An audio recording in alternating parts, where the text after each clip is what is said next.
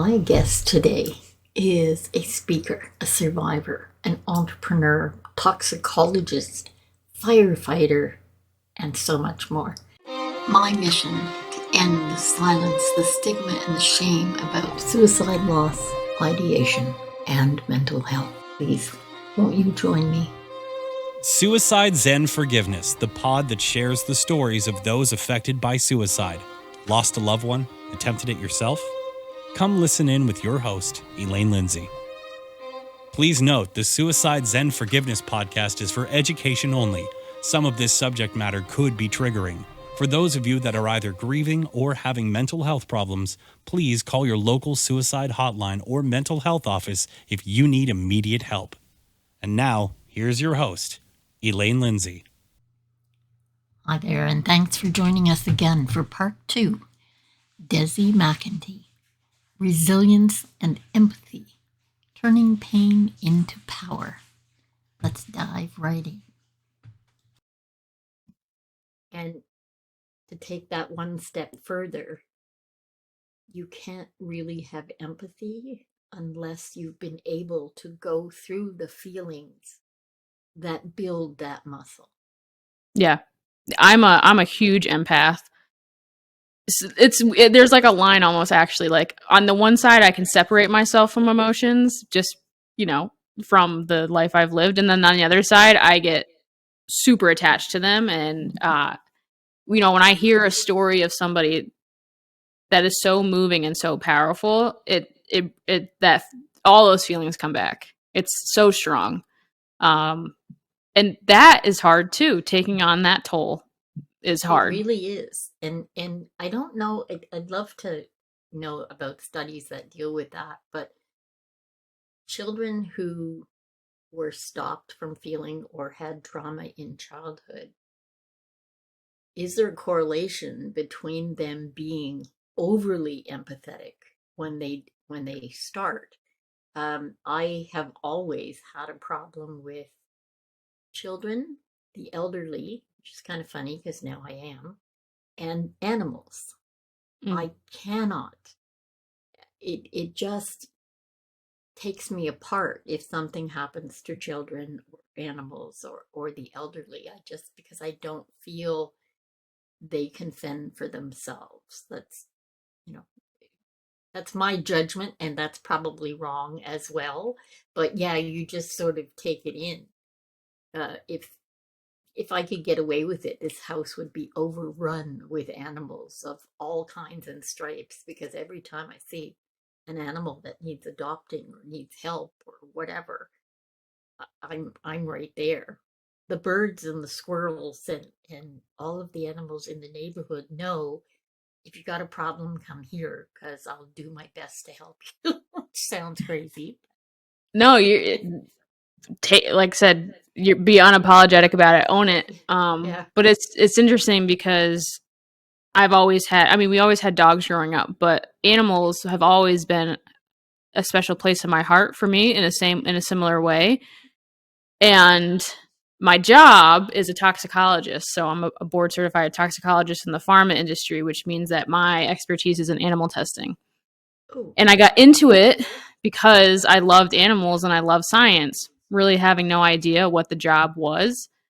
And man, the emotional, so I've been in it for about 12 years now, and the emotional toll that has taken on me is a lot.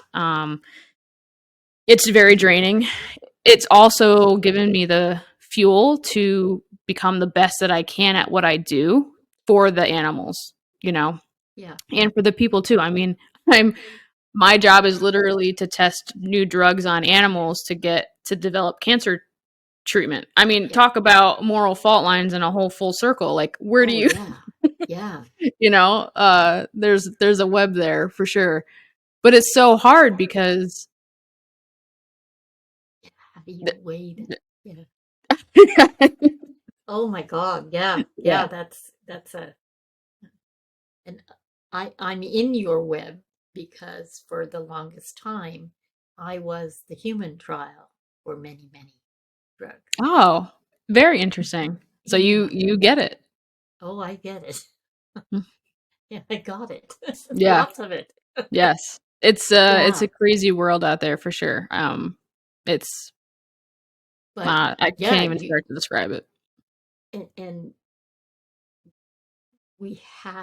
there has to be that proving ground. There just has to be. Yeah. They always told us like don't name the animals, right?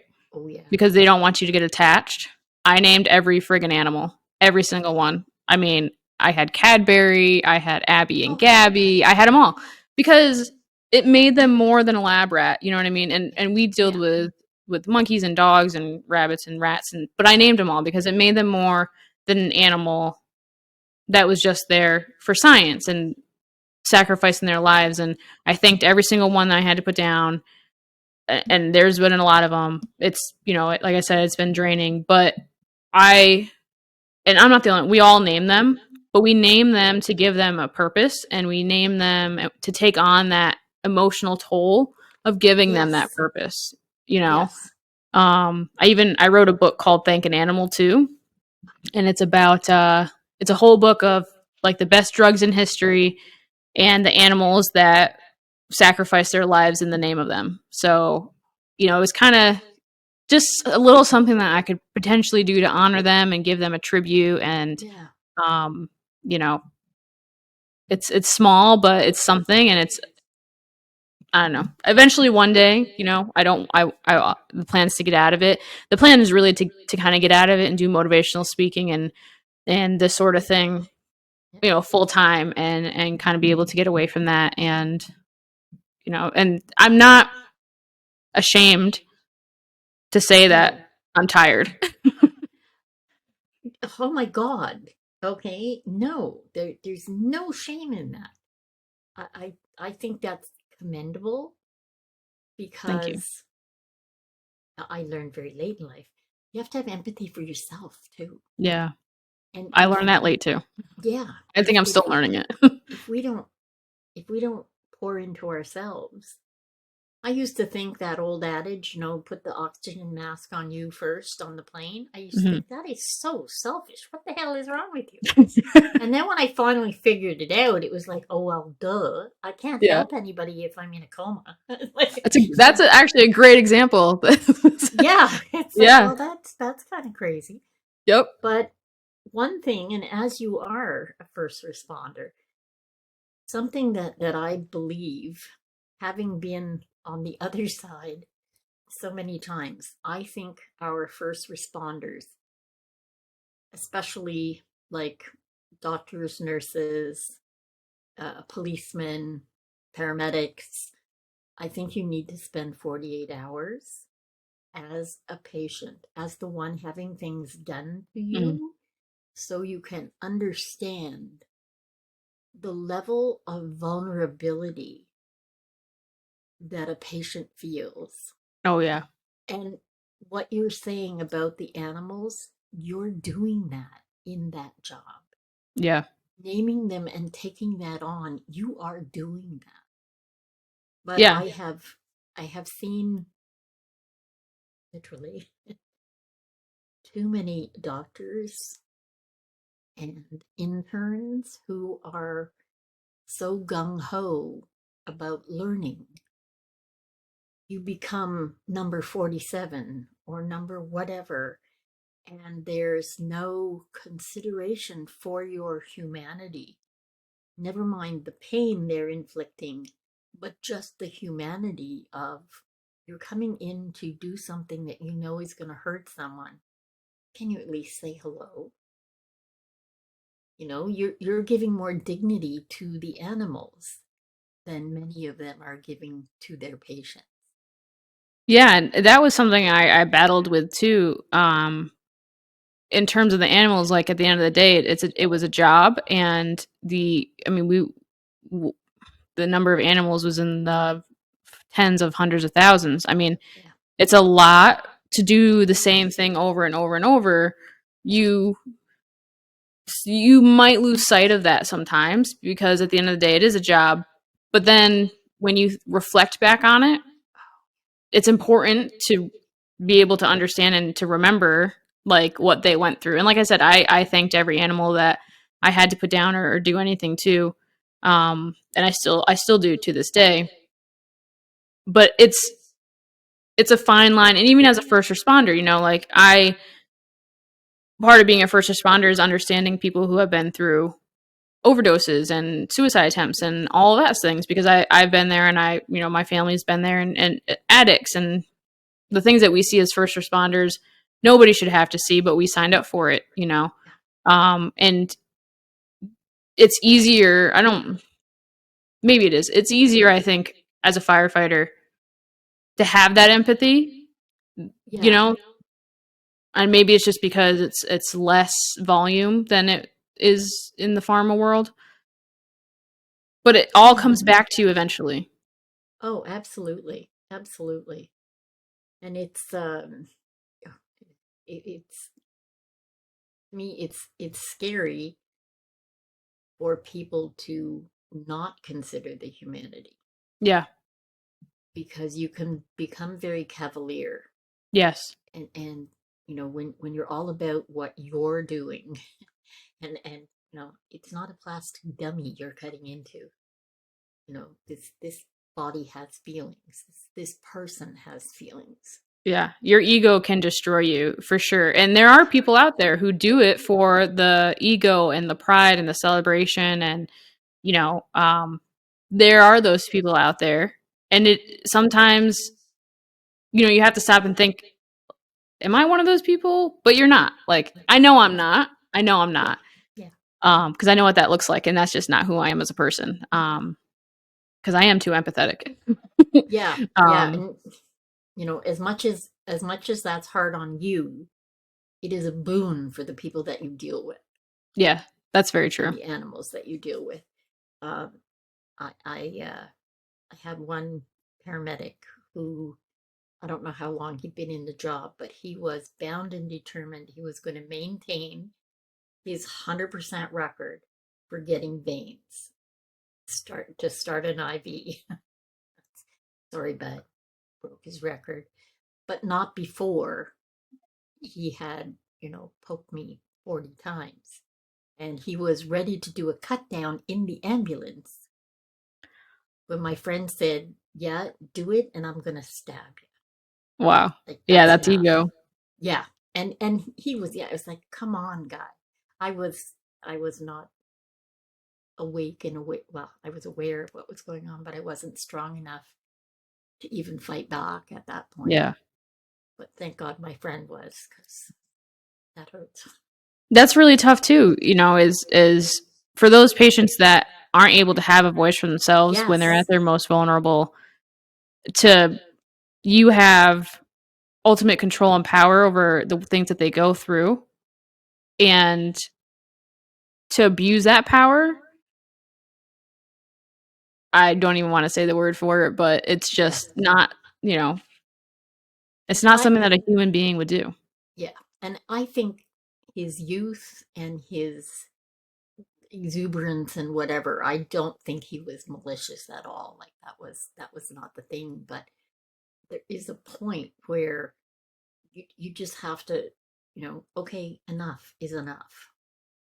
Well, this is why adversity is so important, and going through some sort of trauma, tragedy, struggle, setback, whatever it is, having some sort of pain in your life, whatever it is. That's why the most successful people have been through the most adversity, is because they have that empathy.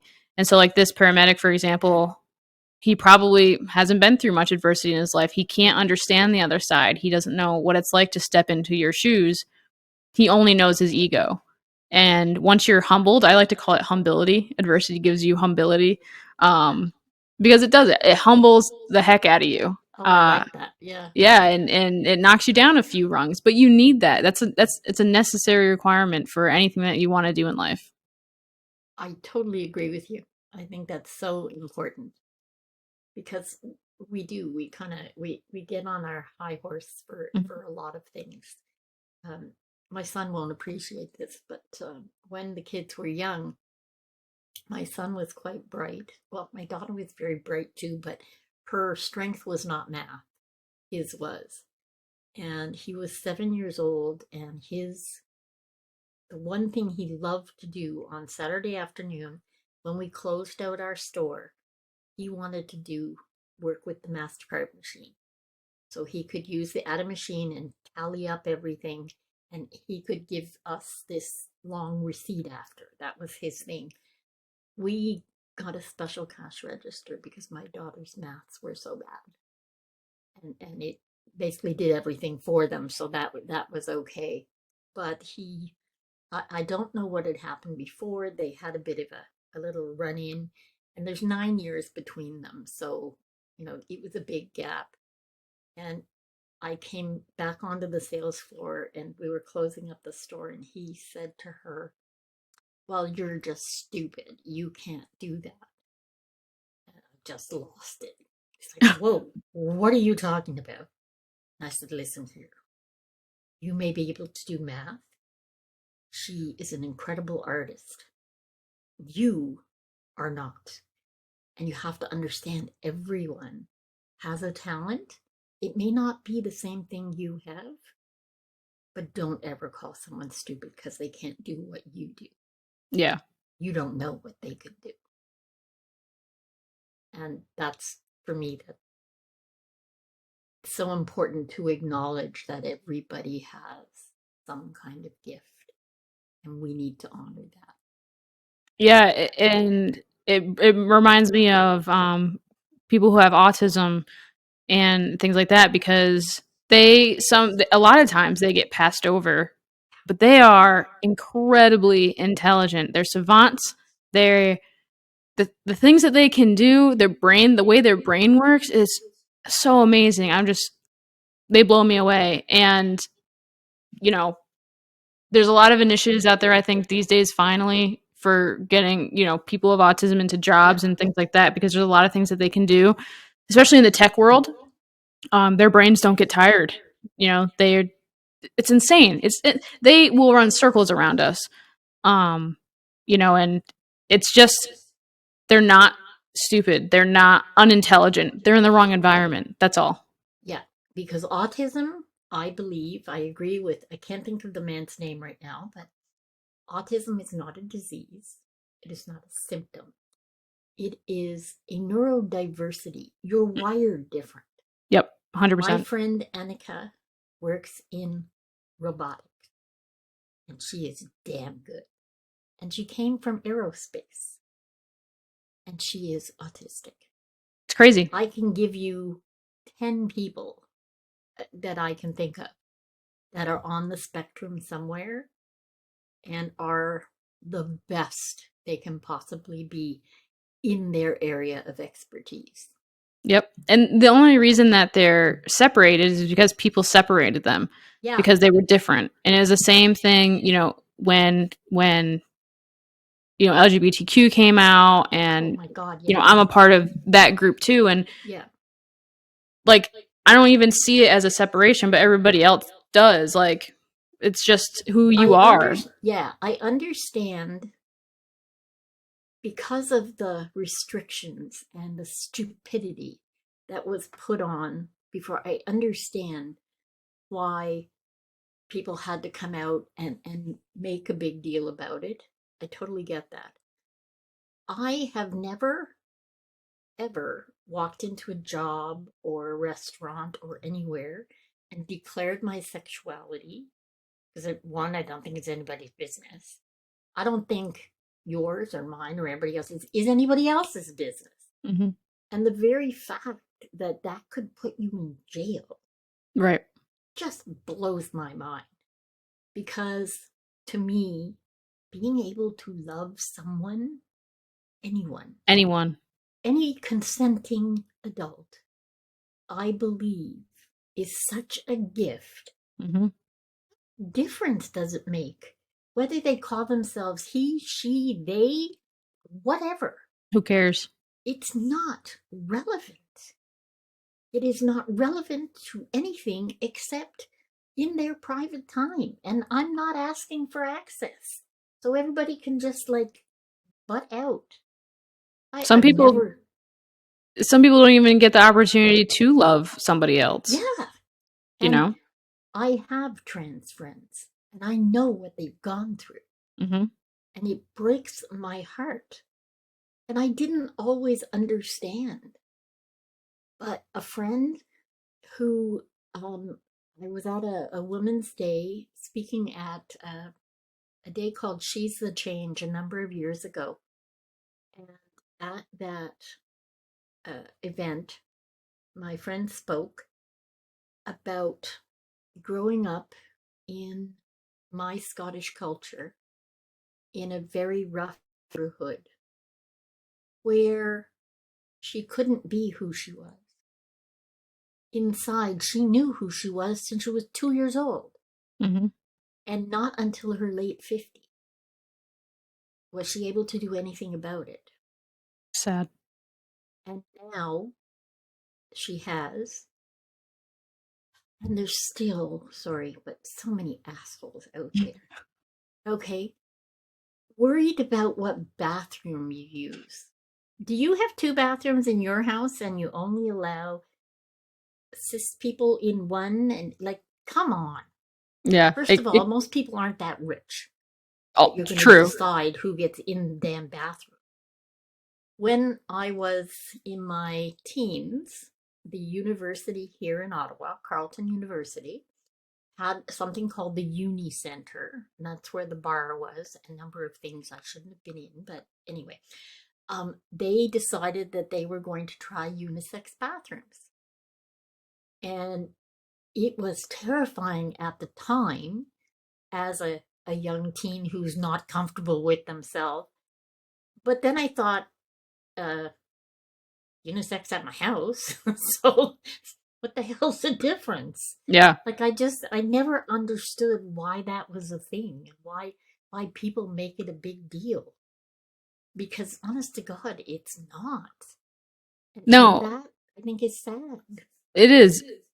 And this the part that is difficult for me as a scientist is Yeah. that the hate comes from a place of uneducation, And because LGBTQ, whatever you want, who cares? Whatever you want, anything, black, white, Asian, whatever, anything.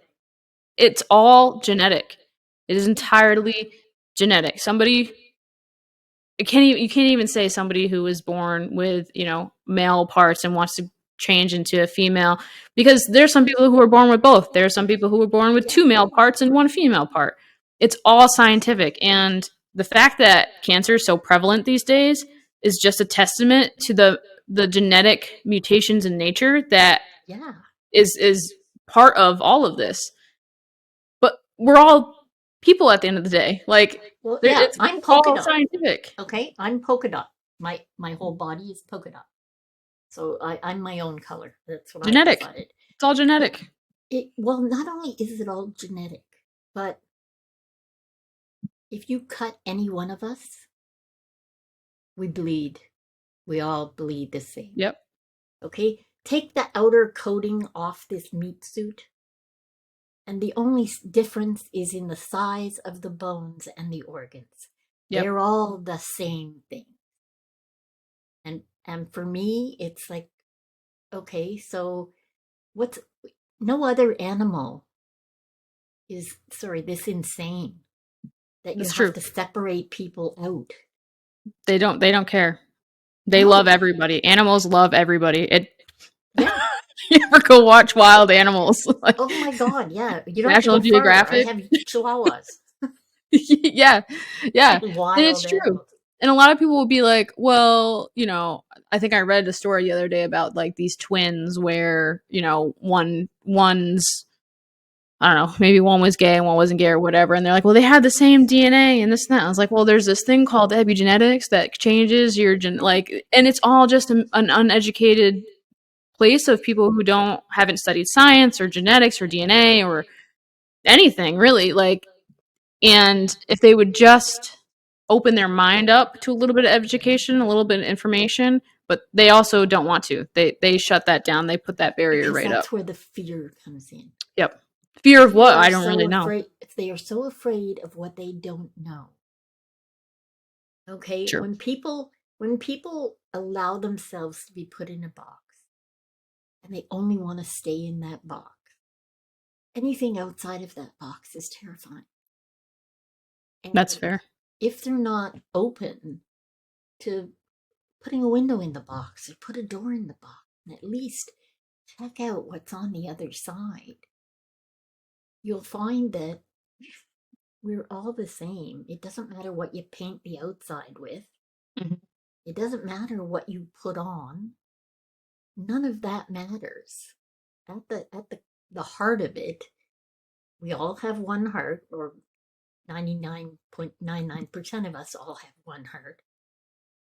And our insides are the same. So, I think it's sad. I think some people just need to get over themselves and, Yeah. take 5 minutes and talk to somebody that you don't know or don't understand. You will be astounded at the similarities that you have. Yeah. That's a big part of why I'm trying to get my story out there is like I said in the beginning, is trying to give the people space to share the stories that we may not hear otherwise. And the things that people have been through are just incredible. That you would never know if you didn't ask, because they're not offering them up. You know what I mean? Yep.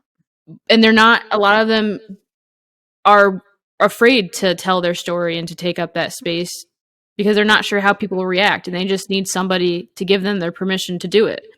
And there's been many times in my life where I've been afraid too, and then I saw somebody else do it, and that gave me the permission to do it too, because representation does matter. And Yes. it's a huge part of it. Yeah. It absolutely is. And it makes all the difference in the world. Yeah. Because I believe sharing your story lightens your burden somewhat because you're not alone. Yep. And every single person that has a story needs to understand there's somebody else out there that has it too. 100%. You're not alone. Guaranteed. I'd bet my life on it. Yeah. Yep. So this has been a really good discussion. Yeah, I love this. I appreciate this so much. I think it's wonderful, and I whatever I can do to help you get your message out there. This is why I do this podcast. This feeds my soul, being able to speak to people that have a different viewpoint, have gone through things, some like I have, some not. And just being open to being empathetic to what they have to say and to learning something from their story, because I always do. Yeah, I can imagine. I do love your podcast, and I did check it out, and it's incredible. The things, it, the stories are incredible, but it's important to even acknowledge the space that you give them, because not everybody is able to give that safe space for people to be vulnerable. So from my end, there's a great appreciation of you and of you being able to make that space accessible. For me and for other people who will even watch this, and all of your stories. Well, the fact is that someone once made it possible in 2013 for me to tell my story. And from that, I learned that that's a very important thing for you to have happen. And by 2018, I realized that Andrea, who is my friend that I lost at 16, she'd been poking me and poking me and poking me. Get some purpose in my life, to do something that would make me feel good. Mm-hmm. So here we are. That's amazing. That's amazing. So my last question to you is actually two. We're going to make the book, find out where your book is available.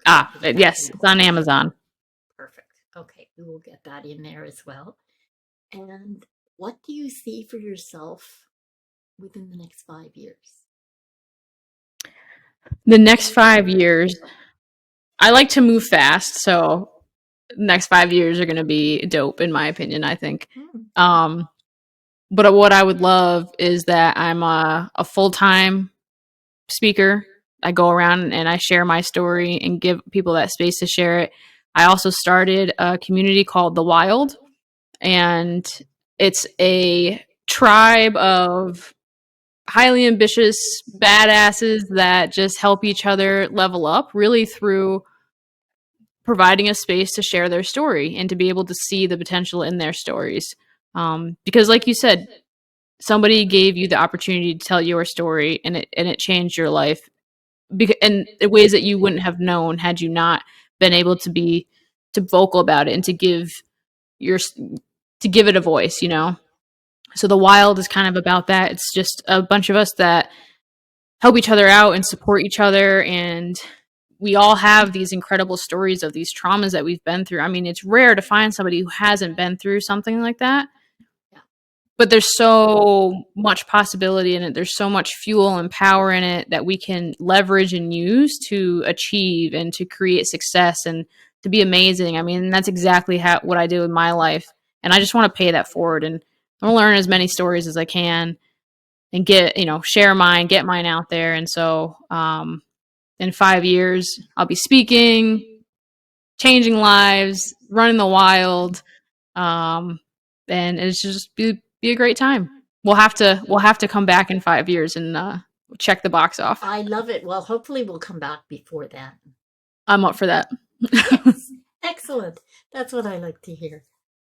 Well, Dessi, this has just been wonderful. I thank you so much for joining me here. I thank you for all your incredible insights.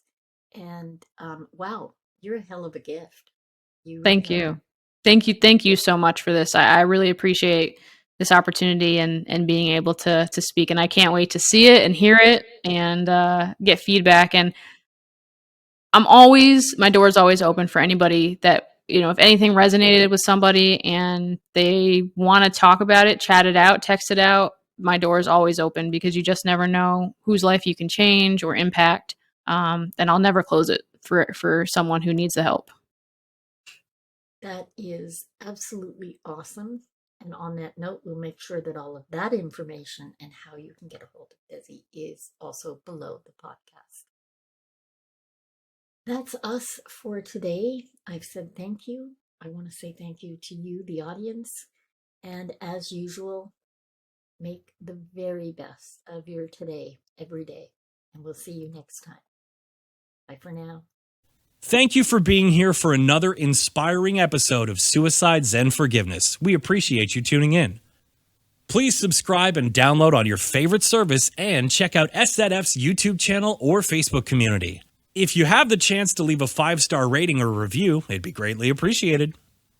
Please refer this to a friend you know who may benefit from the hope and inspiration from our guests. Suicide Zen Forgiveness was brought to you by the following sponsors: Truel Social Media, the digital integration specialists. Let them get you rockin' page 1 in the search results.